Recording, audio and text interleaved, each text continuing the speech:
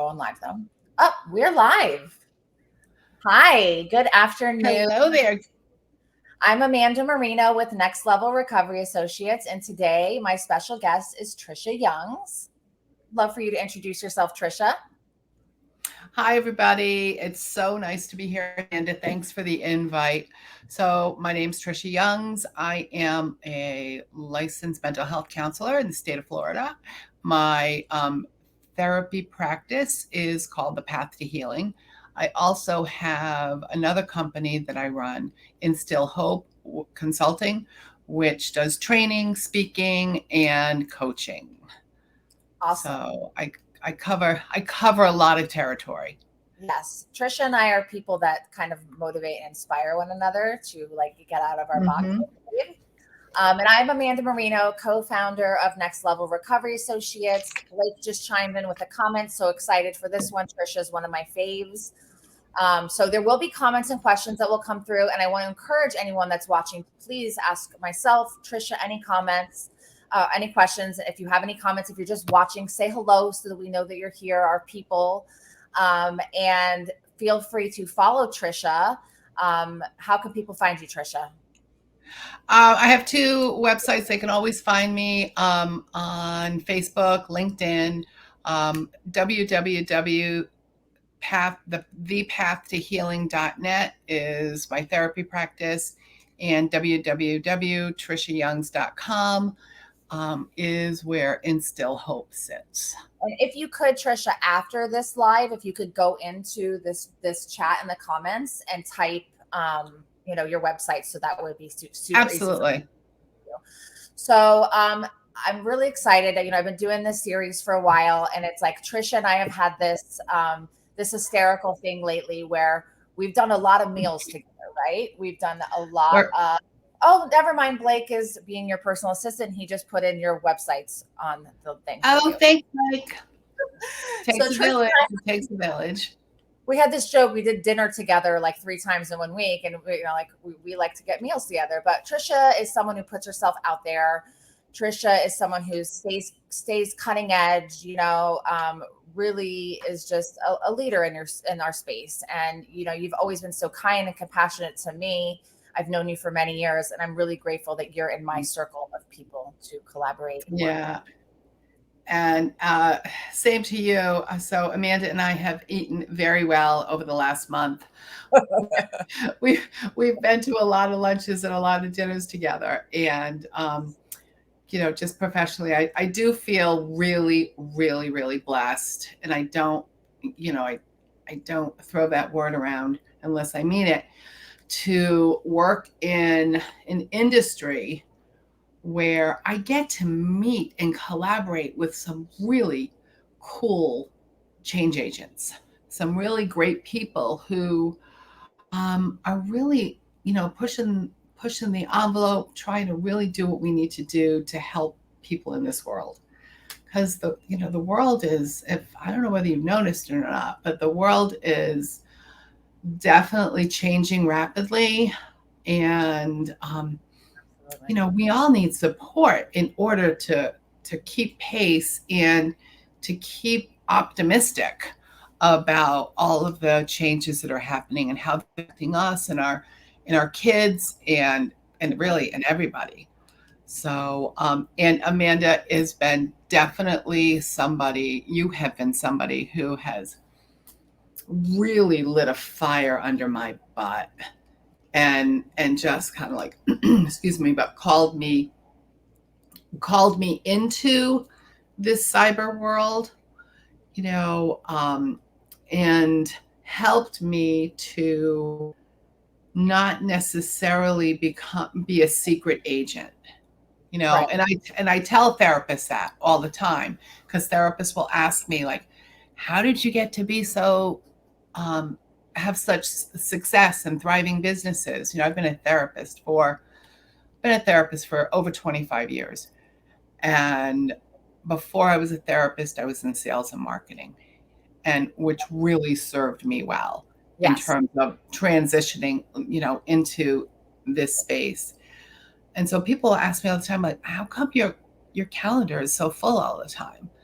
And I'm like, well, You put I yourself out there. learned a long time ago to say, I just had this conversation the other day with somebody who's relatively new. I said, you say yes to every invitation that you can, unless it's going to, compromise you and, abandon yourself. But you just keep Absolutely. saying yes. Keep saying yes. You keep showing up. And I always hear people saying, I'm not good at that. I'm Well, like, you can practice. I said, nobody asked you. Well, they asked you if you were good at it. They Right. said, would you like to come? They didn't say, are you good at networking? No, they said, would you like to come? All you have to do is say yes. Yes. Well, I have personally witnessed you. I mean, you've always been successful. You've always done a wonderful job, but I've really watched you in the past few years since being sick, I believe, kind of really just stepping into your own and really just like going after it. And it's super inspiring to me. So thank you. Thank you so much. Cool to watch. Thank you. Thank you. Let's dig into some of your experience. So Yeah. you've been a clinician for how many years? And tell me about some of your trainings and your background. All right. So I've been a therapist. I got my master's degree in 98.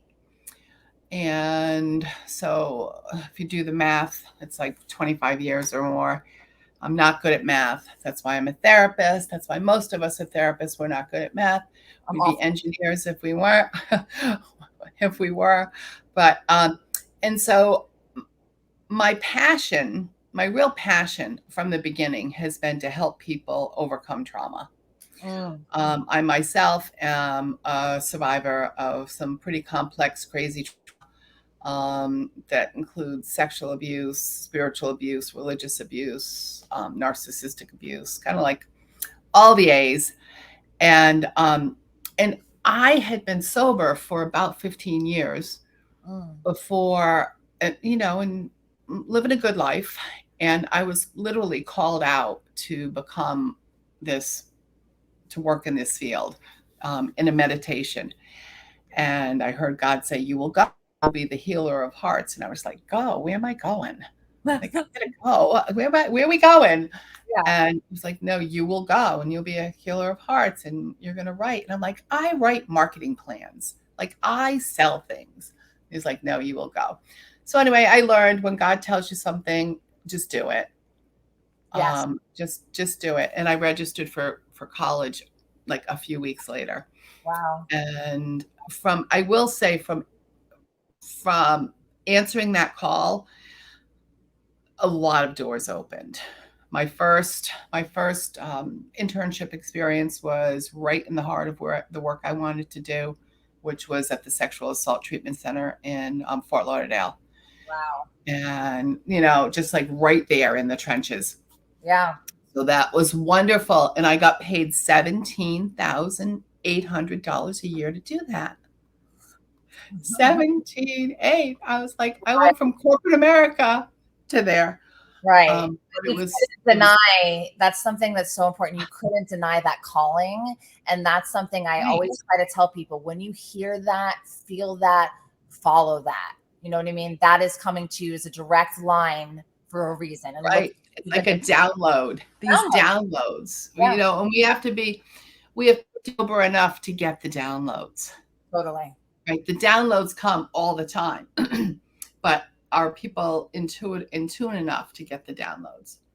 Partner with the download, just to let you know. It was a download when I was reading because I had a number of people that I was thinking about, and it came clear as day. It has to be Blake in a download. And look, we're celebrating 3 years tomorrow. So of our company. That's great. Yeah. That's great. That's great. People. There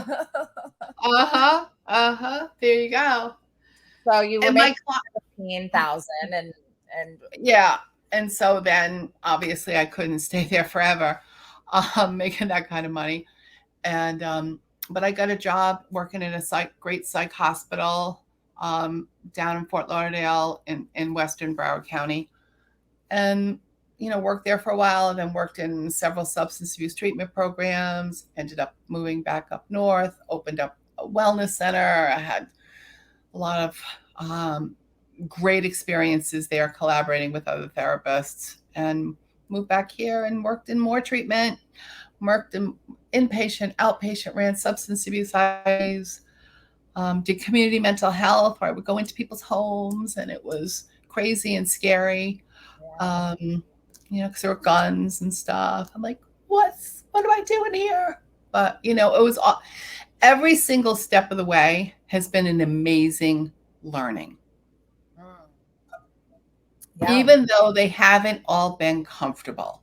And pave the way for the next stuff along the journey, right? Absolutely. Every little morsel has paved the way for, for where I'm at now. And right now, in this moment, we're paving the way for whatever the next step is. Absolutely. I love the name of your company. I have a little branding envy, right? A little branding envy, because I really do believe that we are like all going up to the next level. It's like where we're at. Wow, it's amazing, but it's just the next level. Where are we headed to? And that's really what coaching is about, right? Do you know how it happened? Yes, absolutely. And how it happened was Blake and I did a podcast, and we constantly were talking about going to the next level. So when we opened our business with all these different names, and then we were like, what we always talk about, the next level. I do want to say hello to a couple people. I want to say hello to Reb, is a friend of mine who lives in Malta, who I met in London, and he's a wonderful sober companion.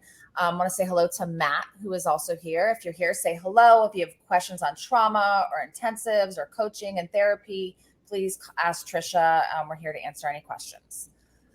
So yeah, that definitely. So, you've done a lot of diverse, before we get into our main topic, you've done a lot of diverse trainings and trauma. And I know that the way you address trauma is, unique and special. And I would love for you to talk about some of your specific ways that you work with trauma, and then we'll dive into our. Okay, great. Thanks. Thank you for that. Well, I know myself as a person who has been in long-term recovery. I got sober 35, almost 36 years ago. From when I got sober, and I put the substances down, it was not an easy landing, because all the stuff that I was trying to suppress came up and like literally was like choking me. I was choking on it, right? I couldn't quiet the voices. I mean, the flashbacks, I just couldn't quiet it all down. So I worked my tail off, going here, there, and everywhere, putting pieces of the puzzle together to try to break free, to heal. I didn't know I was trying to heal. I was just trying to survive.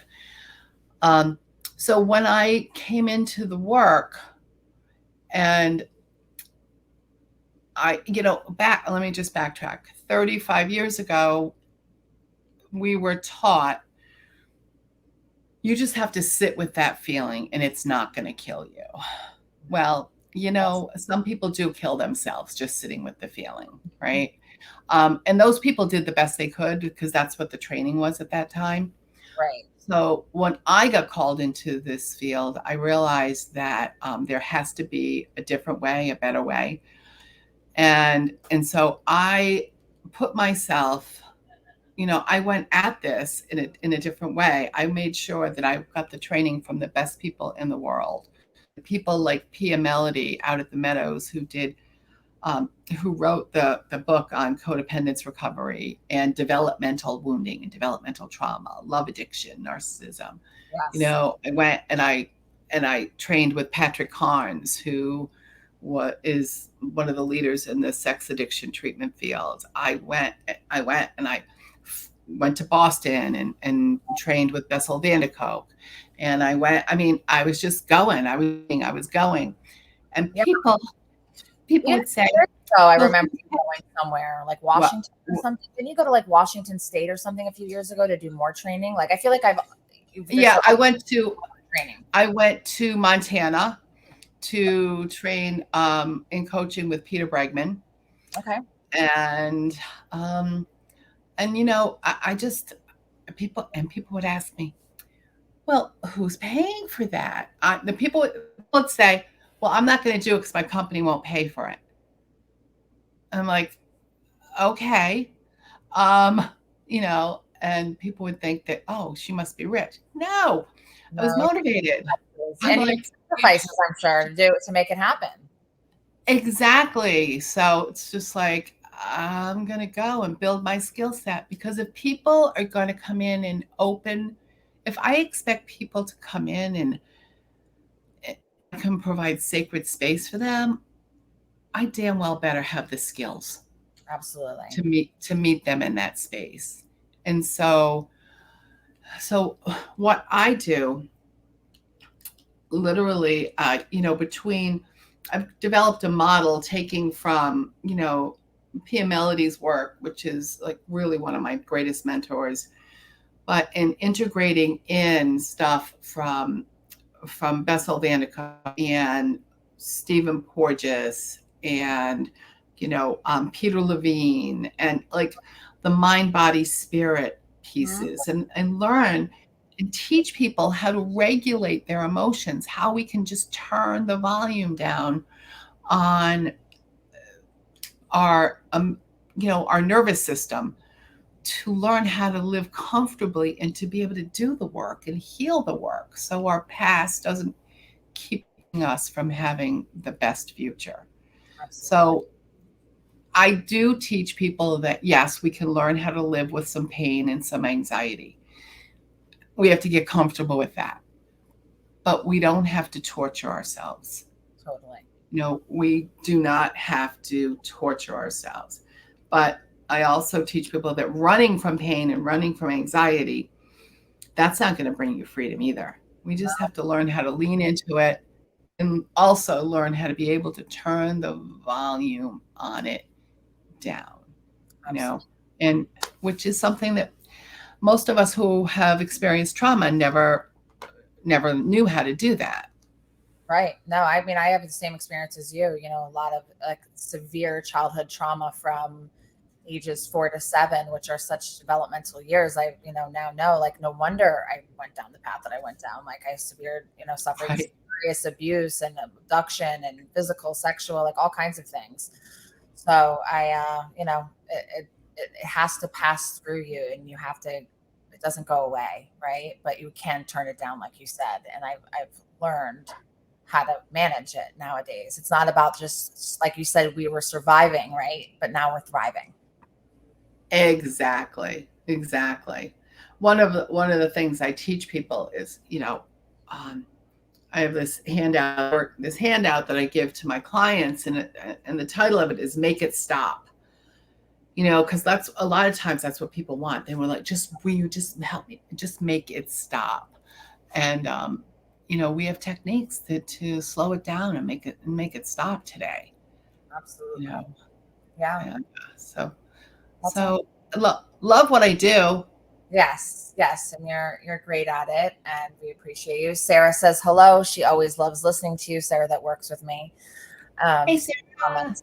So, when you and I were discussing, like, okay, we could talk about a million things, right? But like, let's talk about trauma work and how coaching and therapy are both beneficial. Like, I love the work that I get to do because I get to do everything besides the clinical work, but I understand enough about the clinical work that I can collaborate really well with therapists. And when a client can have a coach and a therapist and have them collaborate and work together for their behalf, like, what I see is like these wonderful successes and so much progress. Because if something's like, if I'm working with a client that has a private therapist and they let me know, listen, we did some heavy trauma work this week, I will know to like check in on my client, give them some extra support during that time, so Mm-hmm.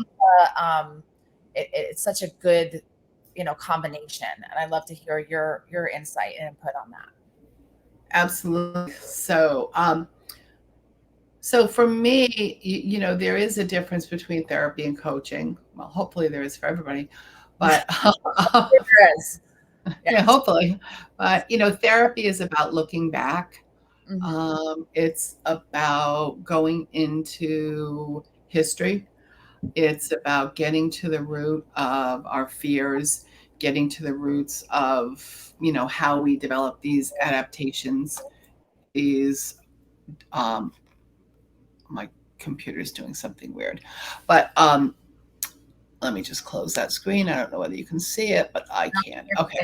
You look So great. it's getting to the root of, how we developed all these adaptations, right? These avoidance, the drinking, the shopping, the workaholism. How do we, what is that? What purpose is that doing for us, and why? And getting to the root of where that behavior came on board in our life. Like, where did it, we have to find out who picked up that behavior in order to be able to unplug its purpose. Because if we don't, we're going to pick up another adaptation. Right? So that's what therapy is about. It's like going back, healing, and unhooking, taking the energy, the charge out of those uncomfortable experiences that people have gone through that block them from really experiencing the life that they deserve or they want. Absolutely. Where coaching is more about looking forward. All right. Coaching looks forward. It's about building the future that you want. I have a client that always says it's about, I want to build a life that's worth living, right? And coaching can really help that way. Coaching helps with accountability and encouragement. Where therapy is a lot about encouragement and accountability as well. But it's broader, where coaching is more like laser point and specific.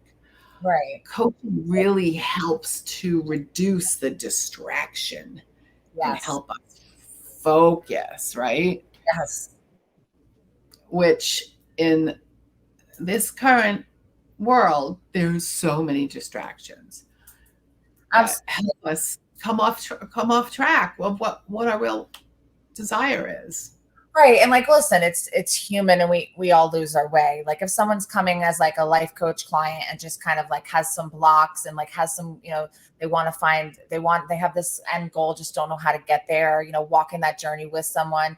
But oftentimes, we're getting people in early recovery, or, that are coming out of some kind of struggle, or that are family members of people with their own mental health or addiction struggles. And it's really, it's really beautiful to like, it's like walking the journey with someone, right? They have it all in them. You just get to help them see what they have in them and help them implement it and be accountable, and it's a beautiful thing. And I love it when someone has, like myself as a coach, and has, a therapist, that they have a quality therapist, they have a good relationship, and they're doing some real work, because you just see the progress is really forward motion, because if you have both of those things covered, you're really on a good track. You're dealing with all the stuff that holds you back from moving forward. Then you have somebody helping you move forward. Like, it's a beautiful collaboration. Right. And a lot of times clients will come in a therapy session and, just their makeup is they want to please the therapist, right? They want to please the therapist, right? And then, so they withhold certain information, and, because that's how they've been trained in life, is to please and to withhold anything uncomfortable. And sometimes they'll, go and the relationship coach, and they'll like share information that they haven't shared in therapy, because the coaching is more of a friendship kind of, more casual friendship kind of relationship. So they spill stuff out, right? And then that's really good information. The coach then can coach the client to come back and tell the therapist, or, maybe the therapist and the coach, with permission from the client, collaborate on that and share that information. Absolutely. Because sometimes people drop out of therapy because it's getting uncomfortable for them. But if they had a coach, the coach could help support them and, support them along the journey. Or they don't like you. I love what you said about the like they want like the therapy, they want to be like a good girl, and be Right. approved by there, which is not at all what the therapist is wanting. But like we are conditioned like that, we are Right. people of those of us who especially have some codependency. Blake put, "Hi, I'm Blake, and I'm a people pleaser." You know, Uh-huh. and then Blake also said Uh-huh. we always say to clients that our goal is to build a life that you don't want to go back to how you were living before. And then we have Ty, Mhm. Augustine Recovery Center, which you met Jason, the owner. Ty's Yes. executive director, and he said hello. Um, so Yeah. yeah, we that it is true. You want, and then they're embarrassed to come back, right? They're embarrassed to come back because maybe they didn't do something that would be approval in their brain, not in the therapist's brain. But if they talk to that in Right. coaching sessions, the coach is going to be like, "Oh my God, no! You got to go back. Don't quit. Go, continue. This is the good stuff here." You know? Right, because they don't, so often, clients will put the therapist in that mom or dad role and not want to disappoint them. So, like, if they didn't do what they said they were going to do, am I going to go back? Because, I don't want to disappoint her, or I don't want to disappoint him. And it's never about my agenda. It's always about the client's agenda. And they There don't. have been people who have made life choices that I would not have made, but it was their life choice. It's their life to live. Right. You're leaving it in that It's session. They're the one that's carrying that baggage around with them, and probably like we're about to get to some great breakthrough, but then went and hid instead of like just walking through it. right. And that's what happens with coaching as well. A lot of times when people are, they initially just go in for some coaching, and a great plan gets laid out, goals get flushed out, visions, action steps, they all get outlined. It's a great plan, Yeah. and they hit a wall and they can't get past that that wall or that barrier, that hurdle. That's with, after a couple of attempts. I'm not saying on the first attempt, but after a couple of attempts, you really got to it's to everybody's best advantage for them to go get some therapy to find out, what's that core belief in there? What is it in that history? Let's take a look back and find out where you're stuck. And permission do you need? Whose permission do you need internally from like an IFS, an internal family systems perspective, a Dick Schwartz thing? Whose permission do you really need in order to move forward? And how many people are No. not conscious that they've been doing this their whole life, right? Like, are Oh, not, absolutely. that don't know, and that they're sabotaging like their own growth and success and happiness and all the things that they want and know that they want, but realize that like the patterns of what they're doing of pulling back and not pushing through are what's stopping them every time. It's Uh, hard. It's hard for we're in recovery, so we are constantly like self-aware. We're constantly checking ourselves. Okay, what's going on? That should be taught in school systems, right? That we should be teaching. I teach Absolutely. like how to understand yourself, how to take responsibility. Like, don't always blame the world or other things. Like, own your shit. It's and not be Absolutely. for it. Like, be okay with, okay, like I made a bad choice, but like I learned from it. I made a bad choice. I'm not a bad person. Totally. That's a tough one for people, especially in recovery. It took me Absolutely. many years to not. I'm still hard on myself, but like light years from what I started as. Like, I was awful Mhm. to myself. Like, no one else could treat me as bad as I treated me. Absolutely. People would be arrested. We Yeah. would have people arrested if they talked to us the way people talk to themselves, Never right? told that. That's Ever. what I Wait, said. I said to people, you would have somebody arrested if they did that to you, like, right? And which is so true. And actually, every time I run an intensive, I run these 3-day workshops, these intensives, and every time I run an intensive, the participants, at least one, if not all, end up saying, why didn't they teach this stuff in school? They oh should yeah. be teaching this stuff in school. Or then they'll say, why didn't my doctor tell me this stuff? And, and I believe that the medical field does. I have an enormous respect for the medical field. Enormous. I mean, it saved my life. But on multiple occasions. But people typically just operate in their lane, right? They just operate in their lane. And so a lot of times the medical field is taught to medicate it, to treat the symptom. To treat the symptom. And really for the poor doctors, they've got the average primary care doctor has about 6.5 minutes to see each patient. 6.5 minutes. That's insane. That's it. That's insane. Isn't it insane? It really is. And, psychiatrists have 10 minutes. I will tell you that something that's really promising to me. So Dr. Aldo Morales, who does most of our psychiatry work. Yes. Now, love him. He's amazing. He's now facilitating addiction specific training that they're requiring in whatever medical school he's partnering with for their psychiatrists. Because it used to be like an elective or an option to learn about addiction, or a very small course, but now they're having to go do work in a program with him. There's a much more robust training in addiction and mental health now, which I'm really glad the medical community, because it is a holistic thing and all these things affect one another. And yes, I love a doctor that gets it all. They're not maybe necessarily are aware how important it is, but the fact that they're implementing that in some education now is really promising for our future. Absolutely.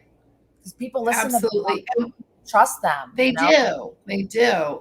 And our next hurdle is to get the insurance companies on board. And then some judges. That's a bigger hurtle.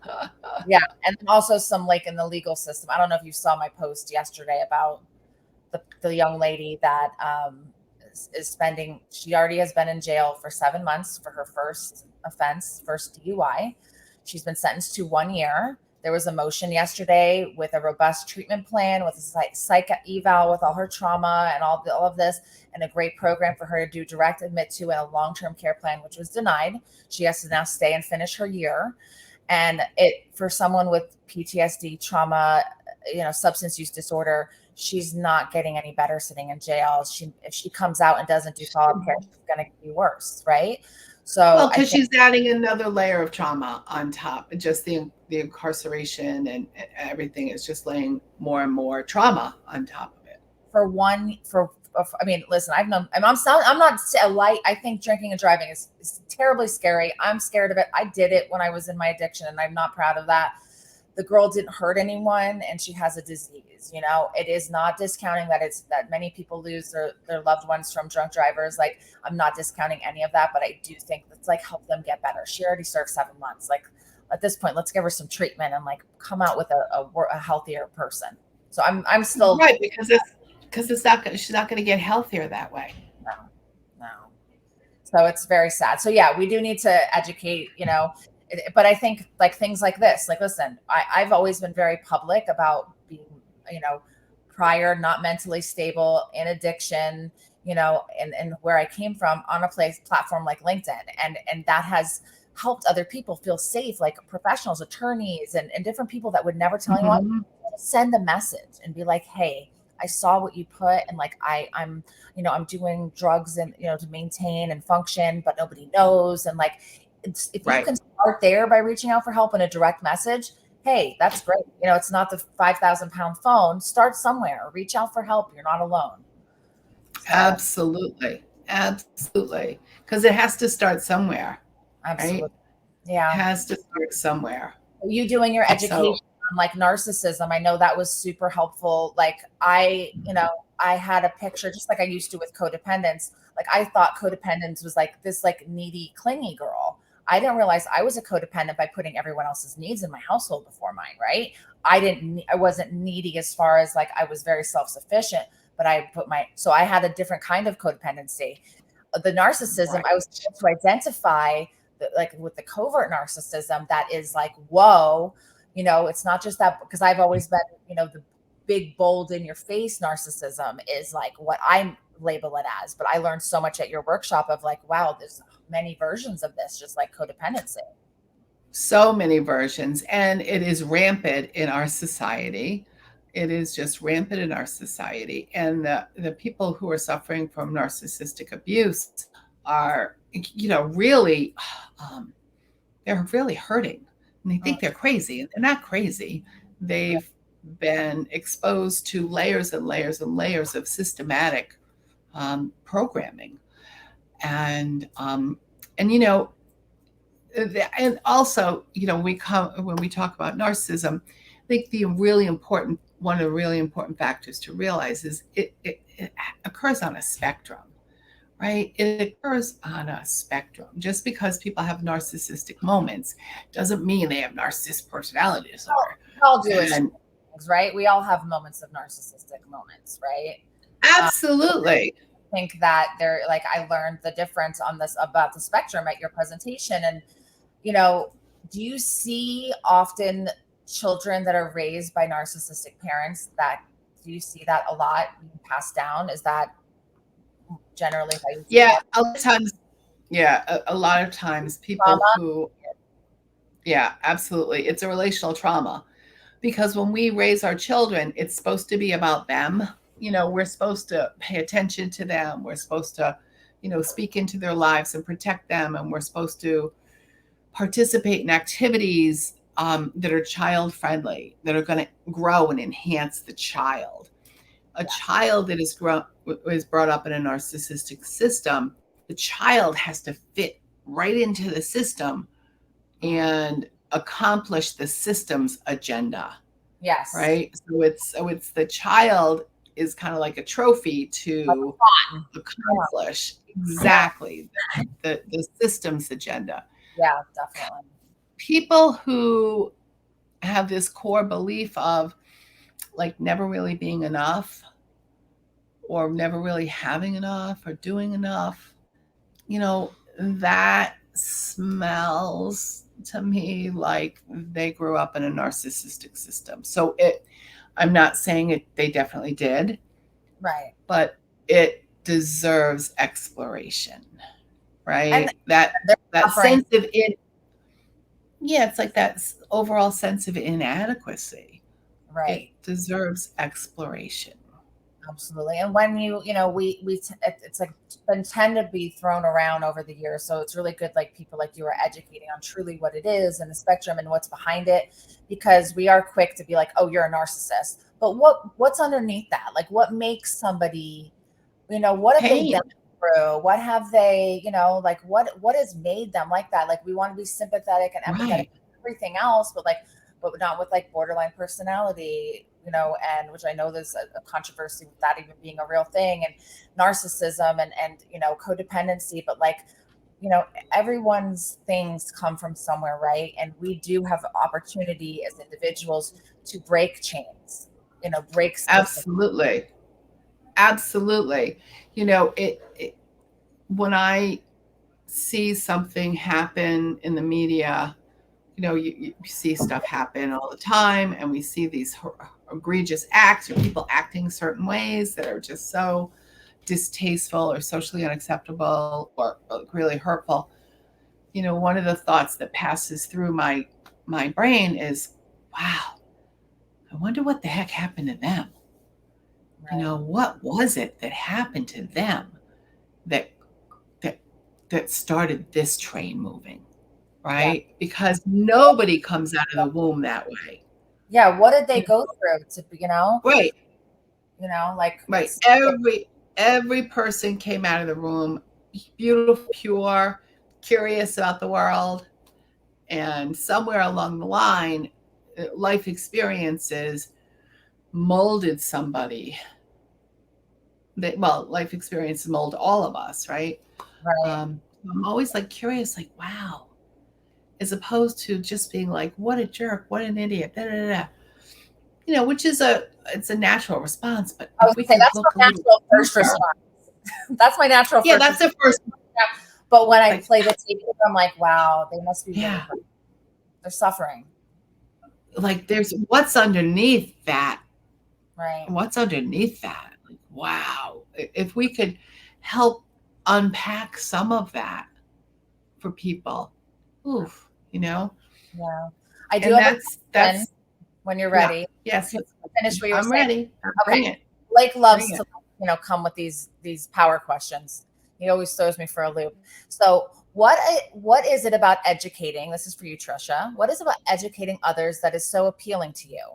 We know it takes a lot of planning and coordination. So what keeps you motivated to educate people on your areas of expertise? That's a fantastic question. That's a fantastic question. And that is a question that I ask myself quite often because it really does take a lot of work, a lot of energy. I mean, it does. And it's like, I don't I don't really need to do it. And my husband says that all to me all the time. He goes, "Babe, you don't really need to do that." I'm like, "I know, but it's this internal driver in me. Mm, It's truly this internal driver, and I'm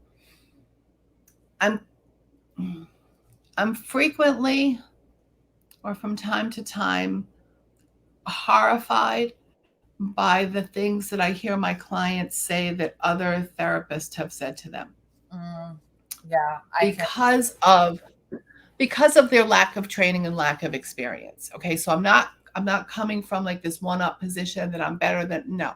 No, you're But experienced. it's more like it takes my breath away, like, oh, you know. Mm, And I will, in purposeful disclosure, um, I will say that I remember in my first marriage, my husband had a mental breakdown, and I sent him. I wasn't a therapist at this time, and I sent him away to codependence treatment. mhm. Somebody recommended it, so I sent him to this place, which will remain nameless. And they called me and they said, "We can't send him home." And I'm like, "Why?" And they say, "Well, because he is so rageful that he might hit someone." No, he wasn't a rageful kind of guy. All right.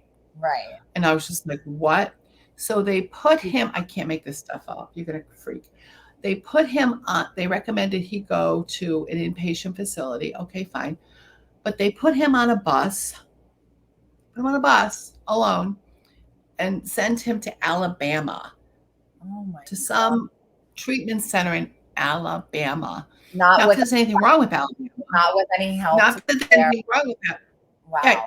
They sent him from Orlando to Alabama by himself. Now he's too rageful to drive 3 hours home, But you're gonna but put he's them on a okay on a bus to Alabama. So, and then I get, bus. all right, so then I get to family week at the treatment center and our family day or whatever it was. And the therapist, who was an addictions professional, had no psychological training, no real therapy training. I didn't know any of this then, but That's something. he put me in the hot seat in the middle, ripped me to shreds Oh my on God. Yeah, why how could I be so codependent? I mean, he just tore me apart. that's And I'm awful. like, what? Right. I'm out like in Alabama somewhere. I have no support. I've got nothing. Um, and here I am. I'm doing everything I can to get this guy help. I didn't know that my husband was bipolar. Mm. He was bipolar. Oh, Okay. So he was bipolar. that And makes they sense. were treating him in an addiction treatment center for not addressing his bipolar. And Mm. they were, Blaming you. chopping me up. They were Right. slicing me up. And I'm like, what? I'm paying for him to go to get treatment. How am I? Whatever. So that, Blake, to answer your question, um, I'm really committed, one, to train people how to not open something up that they're not capable of closing. Like, you need to make sure you have enough skill, the right skill. If you're going to go somewhere with someone psychologically, you damn well better have the skills to wrap them up before they leave your office, Totally. because the codependency treatment program didn't have that skill. Yeah. Like Um, set someone up to be in a dangerous position. right. And, he could have God bless the man. He was a good man. He just, had some challenges. So that was pretty instrumental to me. And thank God I didn't drink. Right. I was what, like, I don't know, like 5 years sober out That's, in some motel in Alabama, getting sliced and diced. yeah, that's You know, another why we treat, things more compassionately today. absolutely. But yeah, I mean, I think Blake's asking a question that we ask ourselves every day. Like, Right. we just like coast and do what we do, and we don't have to do all this other stuff. But yeah, we're always Right. creating and building, and it's because there's a calling Yes. fire inside of us, and we can't help. Absolutely. And you have that, like you have a fire and a calling, and of course, you want to make sure Absolutely. are getting the right information. You're very passionate about that from personal experience and professional experience. Right. I am like all fired up like about that. I'm like, oh, I might have to do some brain spotting on that. Um, We do. Hi, Yanni. I owe you a phone call, so I'm just going to call that out loud. I will call you after this live. I do owe you a phone call. And then Matt wrote, "You are very honest, Amanda. I can relate to all your articles, posts, and most of all your openness and honesty."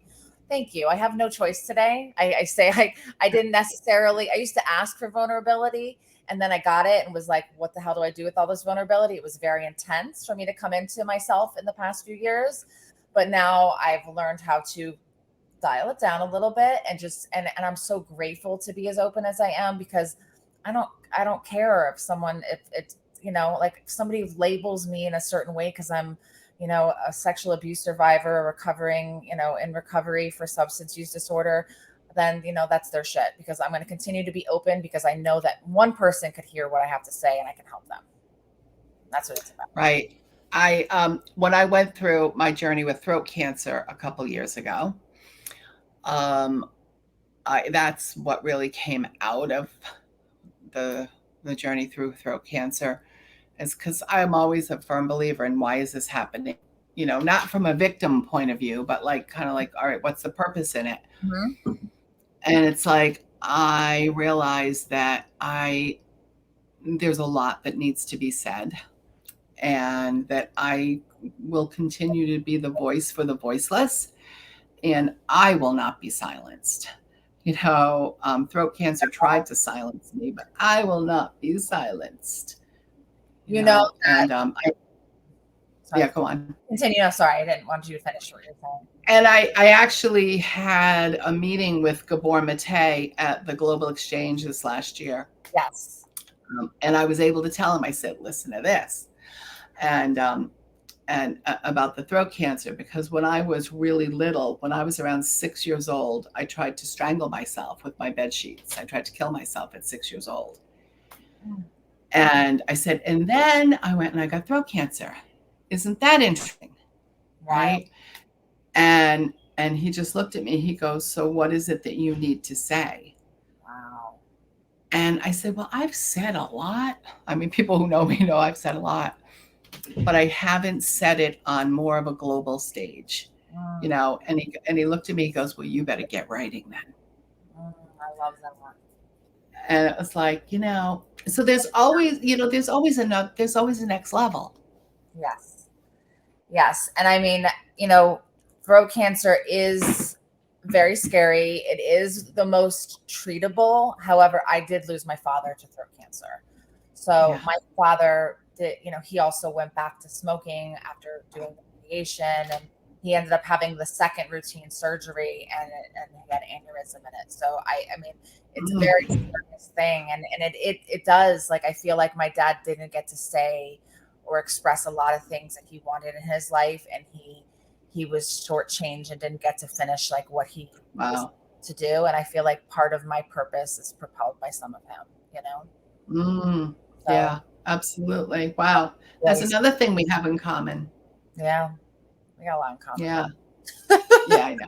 But thank you. I love that I just want to thank you on a personal note that, me as, knowing me as, doing marketing and outreach for all the years that I did, and then transitioning and training and the coaching and the interventions and all that I did, for your support from professional to as a professional. You've been, I never feel like, I don't feel like I have imposter syndrome among my clinical friends. Like, I know what you do, you know what I do, and we know how we can work together.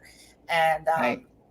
I really thank you for always being supportive and kind and helpful. And I love Oh, your. and So go to mhm. jobs. Yes, and thanks so much for continuing to light the fire under my butt. I'm just getting started, girl. So let's go. That's right. That's right. Well, thank you so much for your time and energy. We went a little over, which I figured you and I would, because we like to connect and talk, and we're talking about stuff we're really Right. passionate about. But again, Right. you can Tricia here on LinkedIn. Blake did so nicely put your websites on here. If you're looking for, an intensive for yourself, for your family, if you have a client that you think needs something extra, Tricia's been doing them for a while, and we have somebody I think that's hopefully going to come to one soon, and just follow Tricia and look for where she's speaking around, and it'll probably begin to get more national and things like that. So I'm excited for you. Absolutely. Thanks so much. And thank you to Blake and to yourself for what you're doing. And just keep doing it. We're just gonna keep doing it. Yes, Right. exactly. Yep. Let's go to the next level together, Tricia. All right. That sounds good. Sounds like a plan. Have a great day, All LinkedIn. right. And we will Thanks so continue much. the questions that are posted after the live. So feel free to continue to ask Okay. questions or message Tricia or I anytime. Thank Abs- you. Have Absolutely. Absolutely. Take care. All right. Bye-bye.